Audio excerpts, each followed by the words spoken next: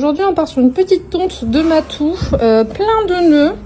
Alors on a pris en cours de route pour vous montrer un petit peu l'étendue de la chose, parce que des fois on peut avoir l'impression que le chat est très démêlé en surface. C'est pour ça, j'en parlais avec un client juste avant elle, un client de chat aussi, comme quoi le brossage en fait avec les cardes classiques genre à picot, ce genre de cardes, ça va bien pour les chiens, mais pour les chats ils ont un pelage qui est trop dense et un sous-poil qui est trop dense pour que ça aille réellement en surface. Du coup le nœud en fait se crée à la racine. Et après, ça donne ça. Donc du coup, très important d'y aller open pour vraiment aller brosser jusqu'à la peau.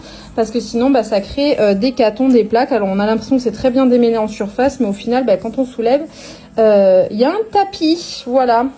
Et après, ça donne des chats qui ont tendance à s'arracher les nœuds par eux-mêmes pour essayer de se les retirer. Parce que ça les gêne beaucoup au niveau du dos.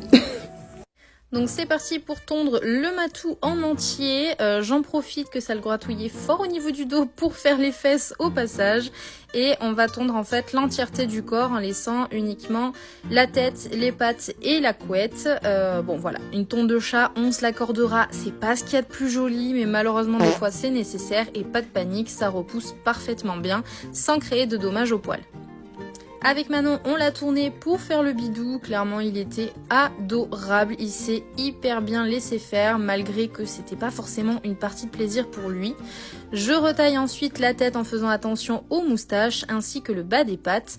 À l'aide du peigne, je viens ensuite démêler la petite couette. Et avec mes petits doigtiers, comme d'habitude, je viens nettoyer les oreilles. Je me munis ensuite d'un gant à l'aloe vera pour permettre de nettoyer un petit peu tout ça puisque les nœuds ça accumule beaucoup de pellicules et de saleté. Et ensuite je lui désinfecte le petit bobo qu'il avait devant parce qu'à force de tirer sur ses nœuds, il s'est un petit peu irrité. On le remet dans sa petite caisse et voilà. Bon, voilà la plus grosse plaque de nœuds. J'en profite d'avoir cette énorme plaque de nœuds sous la main pour vous montrer la différence d'efficacité entre une brosse classique et un peigne. Avec la brosse, comme vous le voyez, je viens brosser franco, mais au final, en fait, ça démêle le dessus et pas la racine. Alors qu'avec le peigne, il vient vraiment chercher en racine et séparer le nœud puisqu'il vient tout simplement traverser. Là, je démêle relativement bien évidemment parce que mon poil est détaché du chat. Avec de tels nœuds sur le chat, on peut pas démêler malheureusement, mais ça me permet de vous montrer tout ça.